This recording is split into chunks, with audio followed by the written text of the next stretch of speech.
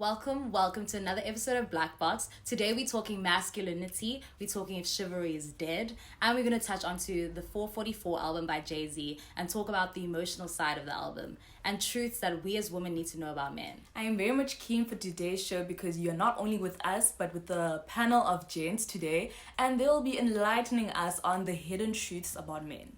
So today we have a beautiful panel of men who have joined us today to converse on this topic of male masculinity, and I just want to talk on what masculinity is. So what I've got from what masculinity is, it's a quality, it's an attribute regarded to a characteristic of men. That's the dictionary definition of it. So I just want to know from anyone on the panel, what is male masculinity? Yeah. So I would start by saying the first definition that you'd get if you research it is having qualities or having the appearance that characterizes with being a man. But the first thing you need to define with male masculinity is what is a man. Yeah, and those characters. That's the first thing. What is a man? Because is that phrase a manly man who's a compassionate guy, he's caring, takes care of his family, but you see taking care of your family can be perpetuated as dominion or patriarchy. So in what sense are you talking about taking care of his family and he's always caring? So it's all about what people's perception is on being a man, which defines their male masculinity. So what I found from male masculinity, it's always attached to strength, toughness, being silent in your emotions. It's like, yeah, you're just a rock practically. I think in terms of the word masculinity, you've got to look at the denotations and connotations. I think that's what's important. So the denotations say one thing. Yeah. The connotations that we have with masculinity, it almost has become a negative thing. Yeah. And the thing is, I personally think it's a negative thing because I don't think you get toxic masculinity and masculinity. I think masculinity in itself is toxic because it's a social construct. True. So I personally think if we're going to talk about masculinity, we need to look at what everyone's opinions on masculinity are. And I think for the bigger percentage of people, it's a negative opinion.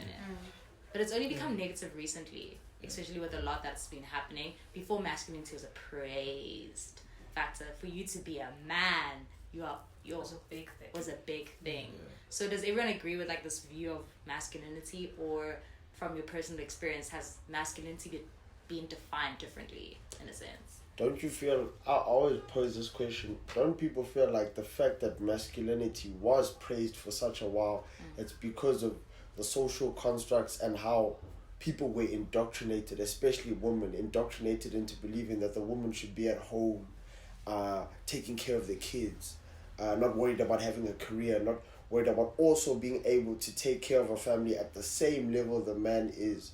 So those social constructs and so forth contributing to the fact that women were indoctrinated into that role, which therefore created a perception that now being a man is all that, because of that indoctrination, it now created space for a man to be now seen as glorified object, whereas now all those indiscretions have now been uncovered recently, because now we're having those conversations and now all those issues are starting to be confronted. That's obviously my view and how I see it. So I don't know how you guys feel. In South Africa, you always have to contextualize South Africa. Yeah. We come from, we're in post-apartheid now, so most of the wave that's coming through has people who are consciousized in the sense that they are realizing that the system is wrong. How we interact with each other in the society is wrong. Because in pre-apartheid and during apartheid, I think on a social level we only had one enemy. These things were happening, but then socially we had one enemy in the sense that we had we had the racial issue, and then everything else was suppressed.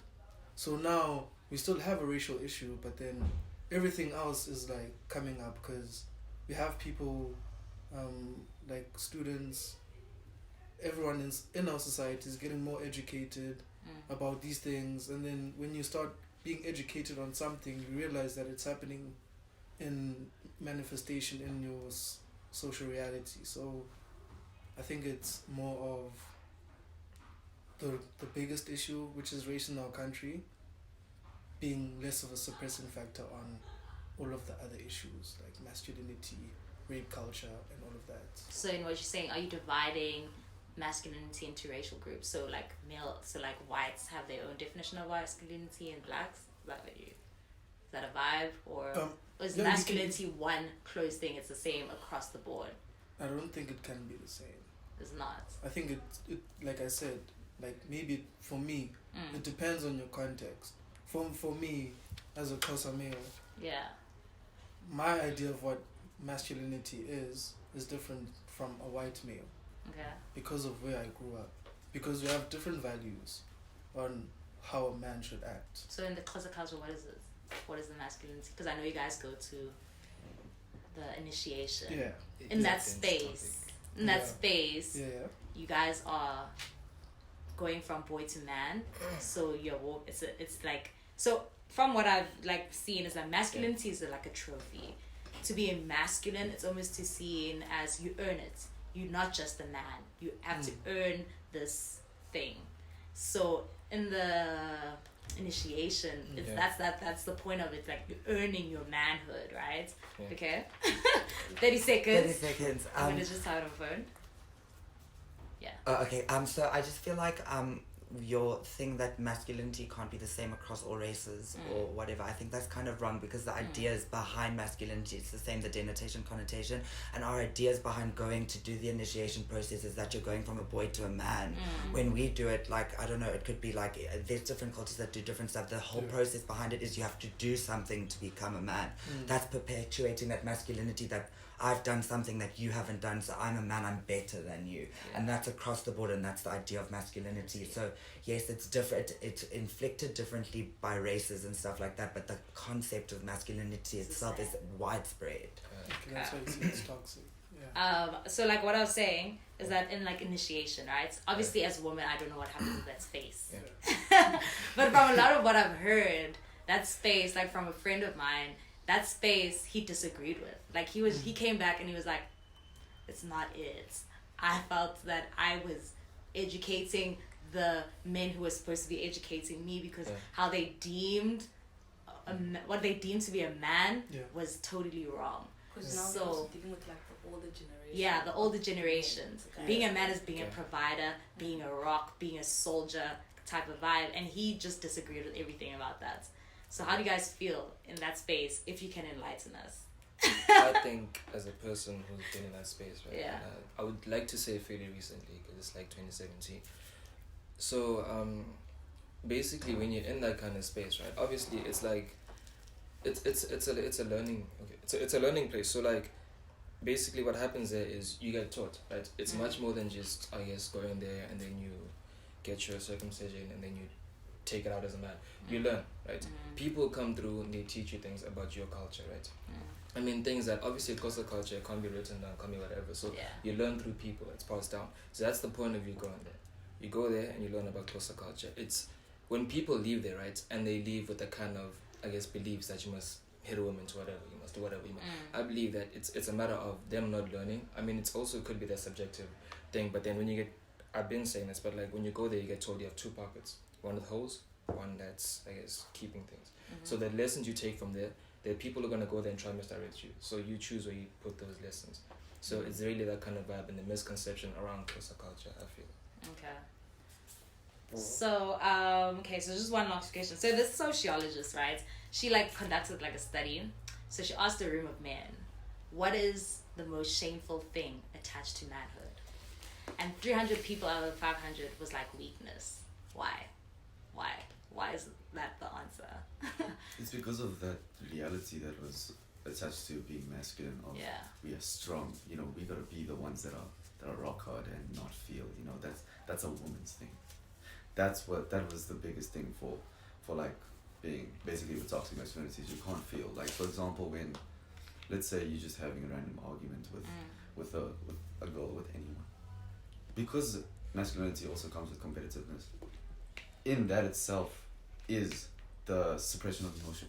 So if I lose, then suddenly, I don't want to back down. I'm gonna keep going, but I know I'm losing, but I still want to go. So like that's me showing weakness. Therefore, that's the part where it's against masculinity. Okay. So where I was from, like, I was always taught, no, we're human. Like, man, we're human. We're made to feel. Like, we can't suppress our emotions no matter how much we want to. Like, even how hard we try. Like, it's not gonna happen.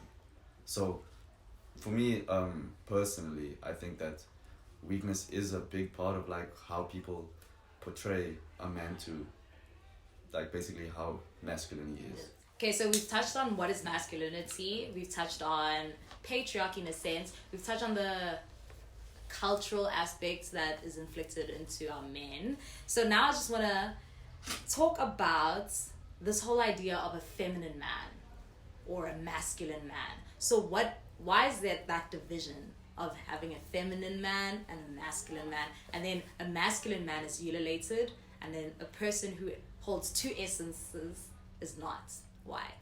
Well, I'm going to speak like from a very personal perspective. So I'm gay. Yeah. So automatically, because I'm gay, I'm considered a feminine man, right? Which I think is really, that's where the idea starts, because you get feminine heterosexual men and you get like really like masculine gay men. So I think that's where the idea starts, where it's like that whole process of anything that is not masculine or different is now breaching women like towards femininity. So I think that's where it starts, because I've always been, when I was younger, I didn't get bullied because I was gay. I got bullied because I acted like a girl, my voice was high pitched and I did this with my hands and stuff. It was never, oh, it's because you like boys. The issue was always because I spoke like a girl and stuff, and it wasn't good to speak like a girl. So that's why for me masculinity in that way has become so toxic, that anything that is not masculine or feminine is wrong. Yeah. And like what you're saying, I feel like masculinity is built on feminism. So it's built on the oppression of feminism. So if not feminism, like femininity, feminine essence. So like, because you're strong, I'm weak. Because you're powerful, I'm submissive. Because you're outspoken, I'm silent. So that's like it's the two dimensions of it. So like, but why as gents do you not ululate feminine men? That's what the chat is. Well, like my perspective is that I think it stems from like male insecurity. Okay. Seeing another male exercise their agency, like the agency, might make them feel insecure and like think about like, why am I not exercising my own agency, and why do I feel suppressed? Maybe we should ask the question of what makes these men act this way to people who exercise their own agency. Is it because they can't exercise the agency in their spaces and stuff like that, you know? I'd like to add on to your point. What I've noticed with a lot of men, as well as growing up, and I'm someone who's also been guilty of this in a general sense, is that when you're with certain people or a crowd, they need to represent you. So anything else that's different from your crowd immediately is shunned upon. Yeah. You know, if this person doesn't fit in or have your type of standards or move the way you move, they're immediately either weaker or they're inferior to you. That's just the complex that comes about. And it's become something where I decided to change the crowd I was around and some of the friends I had, because now you become a shell of yourself. You now start to perpetuate an ego for the masses for 15 seconds of fame. And then I wanted to come back to your point where I wanted to say it's being a feminine man or being gay and stuff like that. The toughest part I feel that I've noticed, because I'm not that, of course, that I've always asked you is, how do you feel about the part about your manhood and how it links to weakness? Like, how do you feel like day in, day out, knowing that even though you're comfortable with the person you are, and no matter how strong you are, you will always have people having that sort of perception of you without even getting to know you and your struggles? Like, I never understand it, because I never have people, it does happen then and there, but I rarely have someone come to me and already have that view of me without even having to get to know me, if you get where I'm coming from. So I don't understand. That's just like one perspective I've always wanted to understand from someone who's obviously lived it through your shoes. You know what I mean? Do you want me to respond? If you have to Okay, respond, okay. So basically, the thing is, I was very lucky. I was raised in a family that was very accepting. So from day one, I was told I was different and that the world wasn't going to accept me, but my family always would. So from that day, like onwards, I used to play kissing catches with the girls and stuff like that. I used to have Barbies and stuff. Yes, I like that stuff. I like boys, but I am a man. I wanted to be a man. Yeah. So the thing is, I became very confident in the fact that I was so comfortable with who I am because no one else around me was like that. I was one of the first openly gay people at my school, and everyone knew it. We used to speak about it. It was never something I hid. It's like I've never had that come out the closet moment. I've never had to sit my mom down and be like, listen, I'm gay. Or I literally just brought a boy home and I was like, oh, this is my boyfriend, and she was like, cool, lovely to meet you, So that's how it started for me. I wasn't drilled to believe that it's a weakness, so I turned that into a strength. So when people meet me, another thing because I am the way I am, they won't call me an arsehole like you'd call a guy or a dick. They'll call me a bitch because I'm a bitch, because I'm feminine, because I'm gay. I should be called a bitch. But at the same time, my bitchiness is actually just my confidence. And my confidence comes from the fact that I'm so okay with who I am. And I think at the same time, I've never been approached as being weak because people have seen me as strong because I accept who I am and I portray it as who I am. Like when you walked in here, if I hadn't have told you I was gay, I don't think you would have gotten it straight away. Not that I'm saying I hide the fact that I'm gay, but you wouldn't have seen that weakness because I carry myself so strong. You wouldn't think I've got like that. Because like you said, you've never lived it, so you wouldn't think I've actually lived it because I haven't had the same experience other people have. 100%. I think also femininity is kind of linked to, I guess, whether you're gay or you're straight or you whatever. Because I mean, I do express some femininity, amongst myself, and I've had it countless times that people have actually asked me like, "Yo, are you bisexual? Like, what's your preference? What's up?"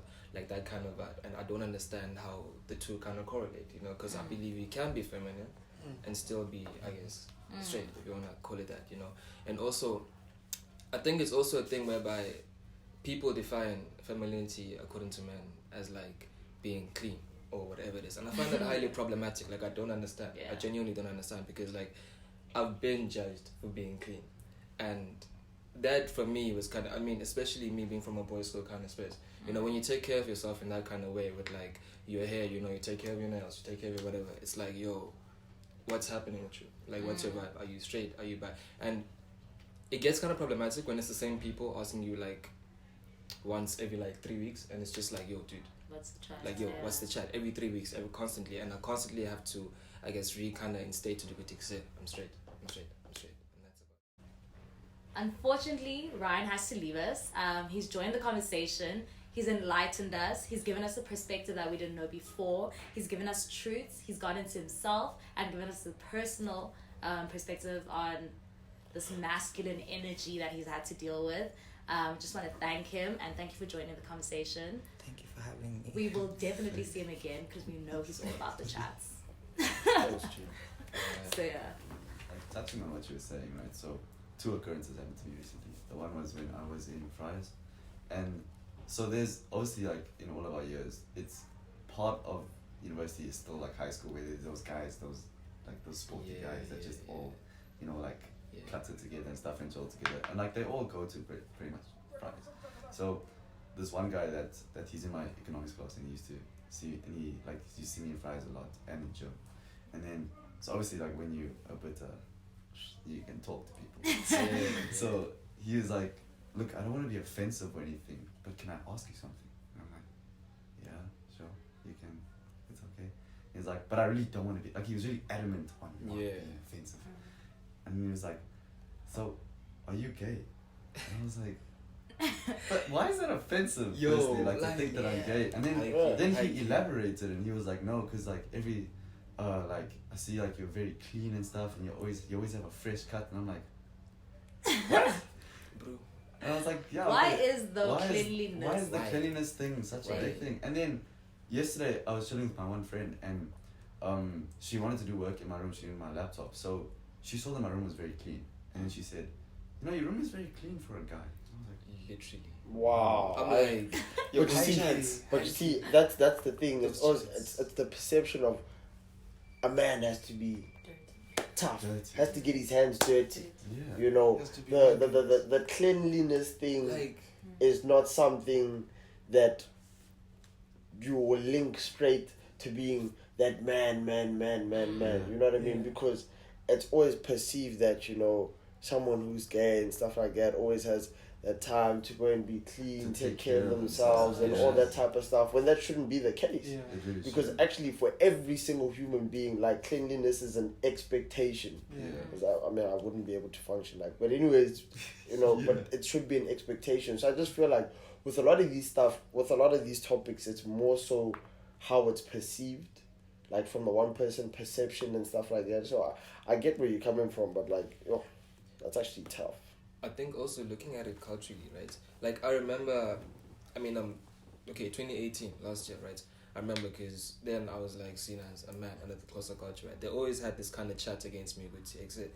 Why have you got such soft hands? Like, your hands, you got such soft hands for a man. I'm like, yo, it is what it is. I moisturize my hands and it does what it do. So I genuinely, I never really understand those kind of chats, good exit. A man should be this way, a man should be this way.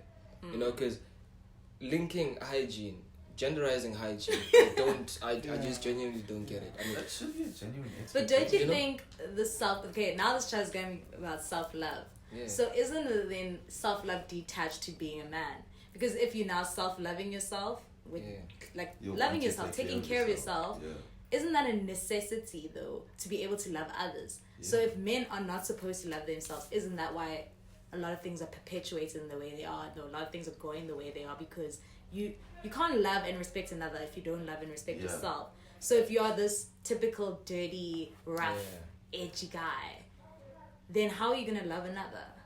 Kind of chats. Yeah. Like, my thing is, okay, you definitely have to, like, have that self-love thing to pretty Yeah. much do anything and be happy as a result of it. But with guys, one thing I noticed being coming from, like, an old boys school is that you're constantly surrounded by this thing, so you get indirectly indoctrinated into thinking that, oh wait, this is how it's supposed to be. Yeah. Like, Yeah. and the whole cleanliness thing, because other guys are doing it, like not doing it and stuff, like you think, okay, cool, and you don't actually see that lack of love for yourself, it comes out in the way that guys talk about girls, guys interact with girls, it comes out in the way they interact with their significant others, and you physically see these things, and it's always, no, the girl or whoever is not showing self-love, they have to be okay with it because you have to love the person in order to be with the person. No, but there are some things that can be fixed, you know. You don't have to change for the person. Yeah. You can fix things, you know, like to be with someone. So for my thing, it's just like, what's so bad about loving yourself? It opens so many doors to love other people. Yeah. I'd like to give a different lens. I'd like to touch on the boys' school. So I went to St. Stephen's Boys College, you know, Saints, and there's a certain culture and way about that school that you're supposed to carry yourself. There's a certain decorum. When we go in the club and there's another boys' school there and whatever, you know, we need a certain number of hands in the six, standard procedure. Yeah, we need a certain number of bottles, and we don't like the Benny's boys. Just like You that. like Saints guys. It's just, you know what I mean? And I feel like those type of things contribute to this whole image of that goes away from cleanliness and all these different things, is that now you have to live by a certain image, follow a certain thing that because if you don't conform, you're seen as inferior, you're not to make, we don't need you and stuff like that. And it's all these separate issues that we need to deal with, that also, because a boys' school in itself contributes to toxic masculinity, because boys will be, because in that environment, it's boys will be boys. You know, that's where guys, oh bro, that hand, yo dude, whatever, why? Because it's just gents. There's no girl in that area that's going to confront any pressing issue. And just like the men are trash movement, even though you aren't doing anything trashy, the fact that you know someone that's doing something trashy is what makes you trashy in essence. That's why even the smallest things of derogatory things, well, that hun, she was a bitch, she was this, she was that, even though someone doesn't agree with the fact that hun is a bitch, but the fact that they never confronted it means they're guilty of hearing it and not confronting it anyways. So those small things are just perpetuated within that small environment. And now these boys' schools are just manufacturing men who obviously are blunt about it. You know, obviously in Grahamstown, I realized that people don't speak here, people don't confront issues here, you know, you don't hear people cussing out much and stuff like that. It was a very different environment for me, whereas in Joburg, you got hacked with a goal, you could tell her to foot I don't need you, bye. Whereas here, it's a bit different. You do that because it's a smaller environment, much more intense. You will get confronted. Yeah. Because tomorrow the whole of campus knows what you did, how you did it, when you did it, and why you did it. You know what I mean? So it's a much more intense and confronting environment, if you get what I'm trying to say. Yeah, I feel you. You know? Okay. So I love how we touched on actually this men are trash movement. Yeah. So we're gonna come back to it. So on this men are trash, why do men separate themselves to say I'm not trash? I feel that's wrong. So I love how Zizwe has touched onto this male or trash movement. So I just want to know, it's really upsetting from a female perspective when men separate themselves from this trash movement. When they're like, men are trash, but I'm not trash. I find that so offensive because we're saying collectively as a group, what you're doing is wrong. And it's not supposed to be an individual attack, but a reflection of your group. So like there's something I read. It was a sort of analogy of how how the men are trash movement should be seen. So the analogy was in the lines of like a snake. Like socially, a snake, even if there's they're the poisonous ones, and then they're the ones that just bite. Yeah. So, and the ones that don't hurt you. So socially, we don't separate how dangerous they are. We say all snakes are dangerous. Beware of all snakes. So linking that to men, there are men that perpetuate GBV and commit GBV violence on women, and then those that don't. But socially, we should all beware of men because they can all harm you. They can all rape you. They can all do all of those things to you. So we shouldn't separate the men that don't and men that do. You're all dangerous, you know. So yeah. 100%. Yeah, and for me it's a thing of the first thing that comes to mind when they're like, but I'm not, is ego. Like when you're like, okay, I don't do this, therefore why are you attacking? It's not about that. It's not that at all. Thing is, okay, because we're so technologically inclined as a generation, I'm gonna say I saw a meme, and this meme said, when there are laws against like don't drink and drive. It's not a thing of but I don't do it. Like why do I need to follow this law? It's a thing of it's a possibility. Yeah. Everyone is capable of doing it, and you can't just say, okay, some people that drink and drive, those some people please don't do it, and the other ones that don't do it, you guys are good. No, doesn't make sense. This is just a movement against gender-based violence, and it's a thing of it's not about you. Like you just, if you are not doing your bit in some sort of way to not perpetuate it and to stop it, then you are kind of indirectly falling into exactly what the hashtag is. Yeah. So like the priority shouldn't be the separation, it should be the movement. Yeah. So I get where you're coming from, but you see now, I'm gonna express a certain reality I've seen with this whole thing. So when I was in high school around that 2017, 2016, when it was moving on Twitter, right? The first thing we had a soapbox session, so I'm just gonna summarize it. Very intimate space where people would come up and say controversial things, express their opinions, their sexual assaults, rapes they've been through, A, B, C, D, in a safe space where people couldn't judge, right? And at that time, I was naive to the movement. Why? Because I was very different. Because I was part of the IT group, or like the gents who were the boys and stuff like that, but I was a nice dude. You know what I mean? Out of all of them, right? So I thought, like, for the first time in my life, you know, now I'm getting painted with a brush at that time, and I couldn't understand. Obviously, I was still maturing as a guy. So I just thought, like, no ways, I'm not trash. Because at 2 a.m., when you're crying because of someone, who you calling for support? You're calling me, and I'm picking up the pieces. I'm helping you. So I fought at that stage, you know what I mean? Yeah. But obviously, once I had learned that because I had been friends with people that had hurt people, that had driven some ladies to the point of suicide and stuff like that, and I had never done anything to stop that, I was inherently trash. And that was something I had to accept. And I did accept it. But the one reality we're also facing now is that there are people who are doing it for clout as well. Saying men are trash, but then go back into intimate spaces with other men and still believe that there's no ways I'm trash. Because that's why I feel like, that's why I was one of the few people that said on Twitter, I was like, I don't care if the claim is false. I don't care if anything that's been said on there about the rape and stuff. I was like, this is the first time men get to experience the sense or a bit of vulnerability that women experience on a daily basis. Everybody on campus, men were tense that day on campus when everyone was just getting outed on Twitter. And I said, you'll see there's very few people that were going around campus who were actually confident. And I was going about my business because and someone asked me, why aren't you on Twitter? I was like, no, because I know myself. I know, but I just felt that it was the right thing. I was like, you people coming out here tweeting about false claims, it doesn't help anything. Let claims be made so that we can also feel what it's like. You know, just to have a bit of that vulnerability that women face, like they face the catcalling, all of this type of stuff. Let's just feel how it feels, just to have that sense of vulnerability, not knowing what your future holds or anything, or how this claim could shake you, whether it's false or correct. You know what I mean? And those type of things. That's how I learned that, you know what, this men are trash movement is needed. You know, men need to be confronted on all fronts as much as possible, because that's the only way we're gonna change the behavior and the culture. I like how you've taken it and actually said that men are being challenged, because I feel like for a lot of times that the group is not being challenged, and this trash movement and the calling out situation on how it shifted, it put men in a vulnerable space. Being a girl, you are always in a vulnerable space. Like, you wake up, you have to know, if I'm gonna wear this, I'm gonna be treated like this.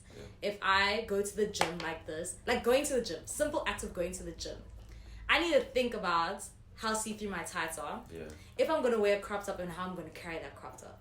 Because if I wear a crop top and I slouch, and I'm just like, I know that I'm going to be approached in a way that, hey, shorty, come through, let's talk. But if I wear the crop top and I'm now bulking up and I'm walking like in a certain way, then I know I'm going to be safe in that environment, which is a very masculine environment. So I want to talk about this vulnerability, the sense of vulnerability, and how men deal with it. And why don't you guys want to be vulnerable? Because you can only learn from that.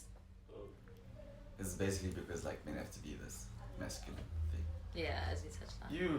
You literally, you can ask, like, any guy, anything. It's a literal culture amongst guys.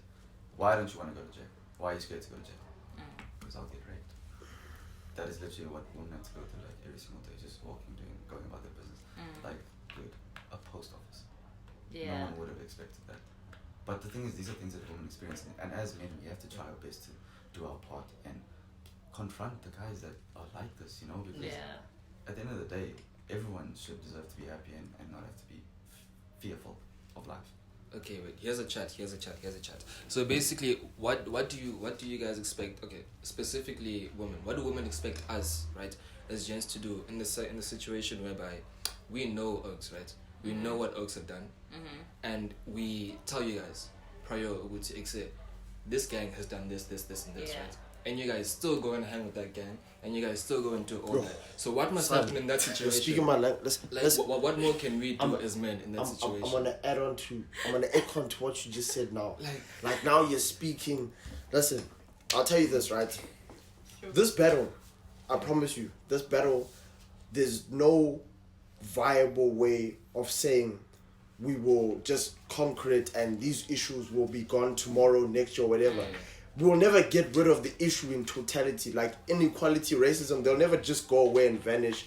But it's our job to try confront them on a daily basis, you know? And that's something I also that's why I feel like in the future there needs to be a conversation with more females and men, because I need to understand as well as to, I can confront the gent, right? But there are many gents right now, after being outed on Twitter, that have the same girls who were on Twitter saying, he's this, he's that. I see men on campus who just got called out, and he was there at the party last night or whatever, and you're still dancing with him. You're still with him. You still went back home with him. So it's those simple, like, things where I see, I'm like, okay, now, what am I supposed to do now? What do I do? What must happen? I can try, we can try go box him, fight him, it doesn't change the essence and the root of who he is as a person. So now what do I do from that perspective if the person you don't like, or the person you're saying you don't like, is the person you gravitate most to? I think like Rose has a different way of dealing it. I'm gonna like make it like in a university sense. Because when you go to Joburg, like okay, let's take UCT right now. They're dealing with a lot of outing, and I feel like in that setting they're strict about it because it's directly impacted in their space. Here, it's almost a sense of it's a weak issue. We know who you are, but we're still gonna laugh with you because you provide, or I don't know. You're part of the vibe. We don't want to lose the vibe in you. So like, you know, I don't know why that's the case, and I don't know why girls also are doing that. I can't speak to that because I don't know. Online, they're very active, yeah, fighting for the movement. But I also think Twitter's a problem. Twitter's a problem. I've heard that phrase. I've heard that phrase from I tweet for clout. And I was like, wow. Problematic. But here's my thing. Here's another thing. I'll give you a story. I'm not gonna mention the name. Yeah. But some of you in the room, if you really think hard, you probably know who I might be speaking of, whatever. I saw this guy literally whack whack her. And the next day, he was chilling at a table with Hans, and who knew exactly what he did. And I was so, to this day, perplexed. Listen, we're not friends. Especially after this thing, I was like, because the people you surround yourself with are a representation of who you are. Yeah. So I was like, okay, if I as a gent, someone I go out with and whatever, if I can distance myself from that person, you Hans who are in direct danger, I mean you ladies, not Hans, okay, I apologize for that. You ladies that are in direct danger, why do you still feel comfortable around that certain person? I did not know of this incident. That's actually really upsetting for me. But yeah, I think like that's double standards though. Like for me, and as we said, it says a lot about you. Yeah. For you to fight a movement, be a fighter of that movement every day. It's a choice, and it says a lot about you. If you're gonna be a fight for a movement for a day or for 30 seconds on Twitter, it says a lot about you. And I feel that they'd be perpetuating it on both sides. Because now you bring in an angle. Because I was speaking from men are perpetuating it, but you've just highlighted that there's also perpetuation in the female, woman's side. Yeah. Like all of this for me stems from like our generation has this like this culture of like over prioritizing how they look and their reputation.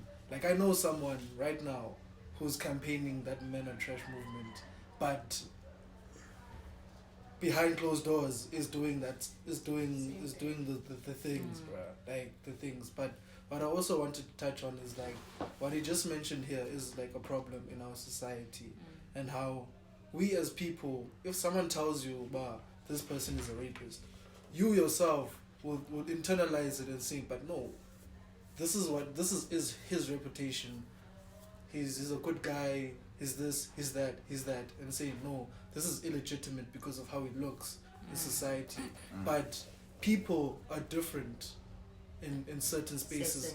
Me here, I'm a different person from where I am in the bedroom. Yeah. I'm different where I am with my friends. I'm a different person. So anything can happen, and like the problem with our society is the good aspects of people delegitimize what people say, like the bad things people say about them, in the sense that you're a rapist and all of that. So I like that point. Yeah. But now I want to allude. I feel like part of the disconnect is also summed up by one phrase, which is "nice guys finish last." Yes. You know. Being at the back. And that thing for me is very like yeah. It's a constant battle for me, because it's like I always want to be nice, but now I have to cap it off, or I have to do certain things because I know if I don't if I'm nice and I move a certain way, I'm just not gonna get the attention I feel like I want from that particular person. You know, and some may say, like, if she really wants to, she'll come like that. If she really wants to, she'll come to you and give you attention. Yes. But it's not that straightforward. It really isn't. So that's something I feel like creates a disconnect, you know, is that what happened to the nice guy? what made the nice guy so unattractive. And I like how which you touched on and how in different settings you're a different person. Yes. I feel like our let's say our generation or this time we're in, we think people are like one dimensional. Yes. And that's so if I know you, I expect you to be like this throughout. Yeah. And I don't think any relationship is built on being one identity. With each relationship I create, I'm different in all of those relationships. And that's the problem. That's why people cannot accept that my friend could possibly have done A, B, C, and D and is a rapist or is that. Because you see your friend as one dimensional and you don't want to tap into the truths. We don't like hearing truths. I know I've been in friendships where truth, you tell a person truth, they shiver. Because it's all about branding and identity. When I tell you about a truth now, you don't want to hear the truth because you just want to hear the picture perfect thing about us. Yes. So Like I've recently cancelled someone mentally cancelled someone because like I knew this person since since high school and we were best friends since high school. Sure. And recently, like when I'm talking recently, this is last week. Knowing this person since high school. It was 2 days ago. 2 days ago. Yeah, we both know this person. We recently found out like this guy was beating girls, bro. Like literally. And for me, I didn't think he was that type of guy. You know. And we know people like from I'm from a college as well. So and there are people there that are seen in a different light because of like things like sport, playing rugby and all of that. And there are different people with other people, and just now you hear about these things later, like after a long time it's happened, you hear it now about this person did this and that, and you're like, damn. That's it. Okay, so now we want to enter the chat about catcalling. So personally, I deal with a lot of catcalling situations, or when I'm objectified, like a simple action of going to class and you dressed a certain way, or someone calls you a babes, a lewe was a new Xhosa word I learned, icheri, all those little things, someone whistling when you go past.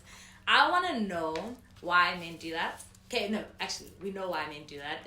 It's a structural thing, and they're perpetuating it in masculinity. But I want to know now how they feel when they're being catcalled. Because I feel like you guys have experienced that also. Yeah. If you have. Yeah. And then if you felt that, why is it then still happening to women? If you know how it feels. It's degrading. Yeah. It feels like I feel so nothing. Like I have no substance. You just look at me on the outside, you know? Like that's why I pride myself on the fact that I've never, ever in my 20 years of living objectified women. Okay. So because it's a thing of how is that person feeling? Like do you have the right to make that person feel that way? Like why are you doing that? You wouldn't like it if someone did it to you. How did you feel like being catcalled, and what did they catcall you when you were being catcalled? So there was okay, the most serious occurrences was this one time I was walking back to my race, and then these two girls were like right outside, and this girl looked at me, and she just looked at me and she's like, yeah, and she literally pointed, she's like, yeah, I want that one. Yes. Just like that. And I was like, I'm just gonna keep walking, okay? And then her friend even said to her, you can't say things like that. Yeah. And then the second one was like yesterday. I was walking from the DH, and then this group of girls were all chatting amongst themselves, and this one just screams, I love you, like just like that. And then because I'm oblivious, obviously I don't want to believe that it's about me. But then my friend came past and like, yeah, they're talking about you, and I was like, I don't like that. It doesn't feel nice. Yeah. But you see now, one thing I'm not necessarily disagreeing with you, but I'm being like sort of like the devil's advocate. I won't lie.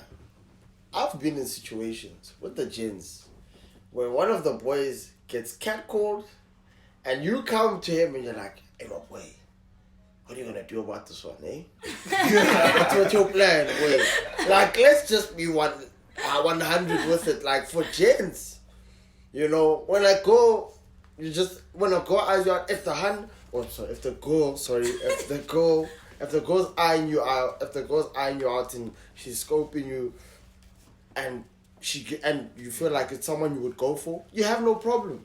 In fact, it even boosts your confidence. Okay. The minute it's someone that is totally off scale, that you don't feel like you would want to associate yourself with, that's when it becomes a problem. And I don't even think it becomes a problem because of that person. It becomes a problem sometimes because of the way your boys react to how that person is catcalling you, and it kind of makes you feel like, nah, guys, you're lowering my standards or whatever, and then that perception comes across, and now it's breaking down, and then the egos come in and get involved. So I just feel like for most of us gents, it never puts us in a vulnerable space at all. It's almost like a boosting, or it speaks to your ego, and it's almost like a boost. Because ego's a big thing for males. Okay, agreed. So. Yeah. And like I like his point, the point he made about like who catcalls you for us guys, because like if like for instance like I've been DM'd by someone who's homosexual, and I never told anyone that, you know, because I was like, yo, because like yo, like what would they think, you know, type of situation. But if it was someone who was a woman and they were pretty, I'm sure that like I would have gone and like and like told people, you know. And also like this thing, I feel like it also links to the chivalry thing, in the sense that like, would you be nice to someone who's not as pretty as the person you actually want? Yeah. You know, would you be as nice as that? Would you open the door?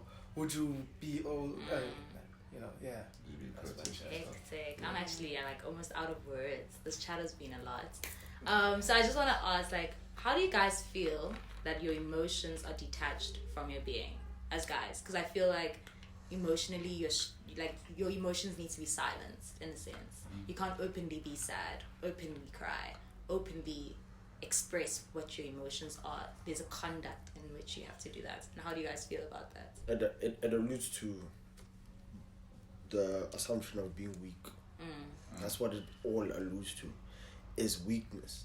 And it's also the situation of sometimes when you open up, because from my perspective, I'm honestly tired of getting 300 "are you okay" messages, because "are you okay" is not changing the situation. It's just a mere question, and then after I've answered your question on WhatsApp, I'm still dealing with the same problem afterwards.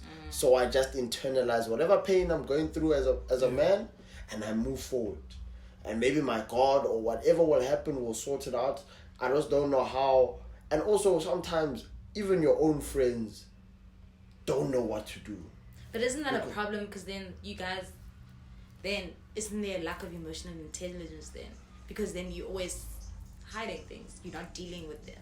No, but I mean, if you look at it, I've said this before previously, it stems down to since birth, right, really, as guys. Because it's internalized to exist.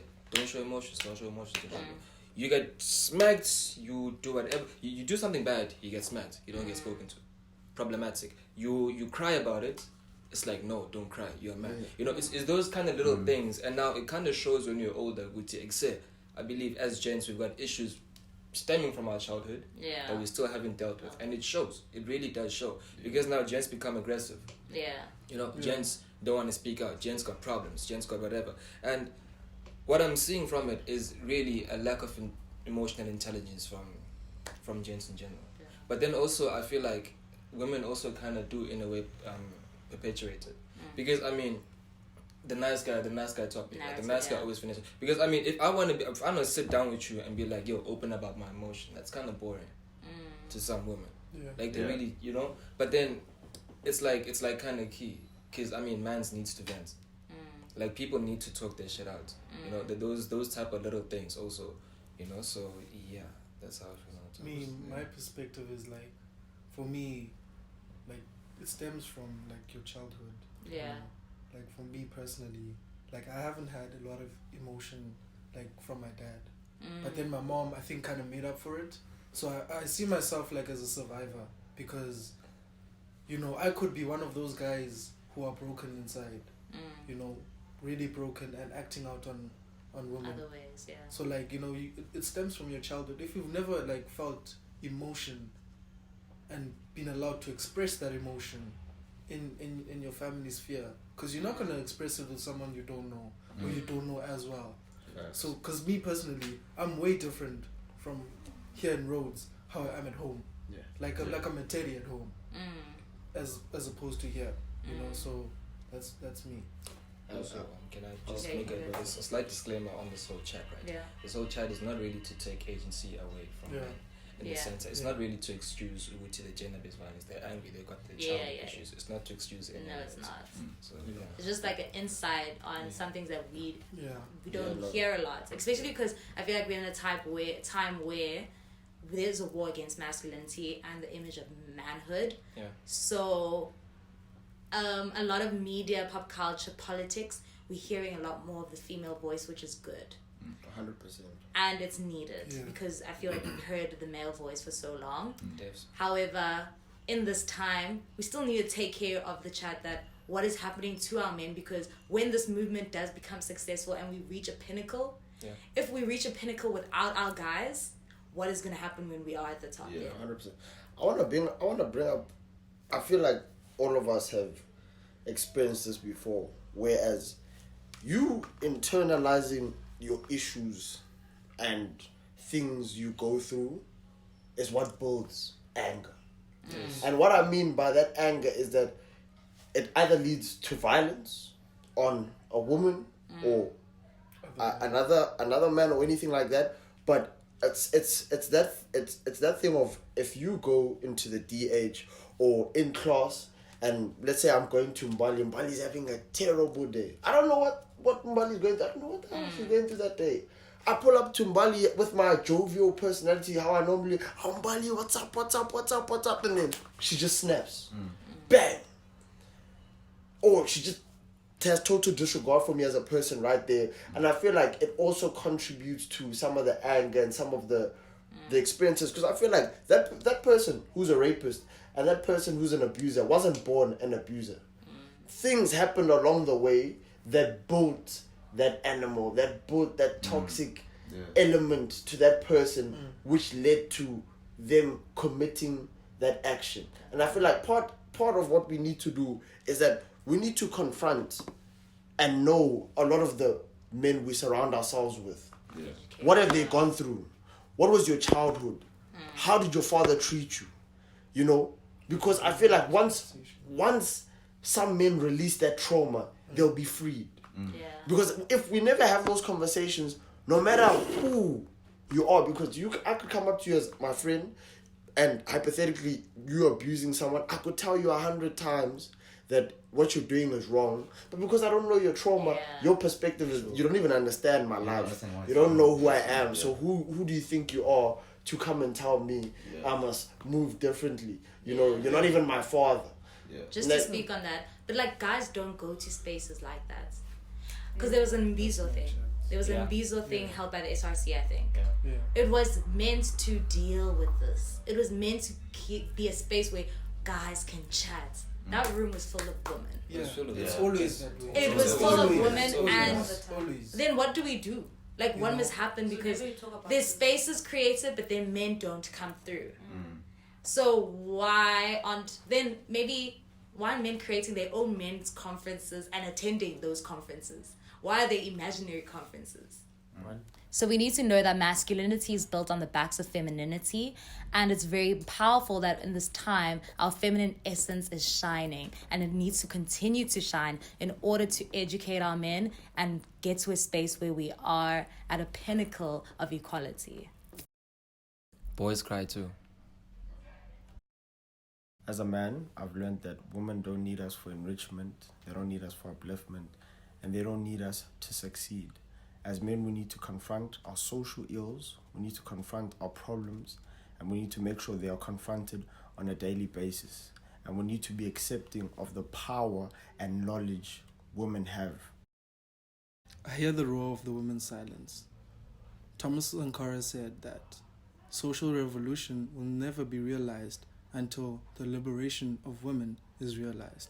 We as men need to understand that women are able to liberalize themselves without our help. But we as men also need to understand that what we do and how we act is a force that oppresses women.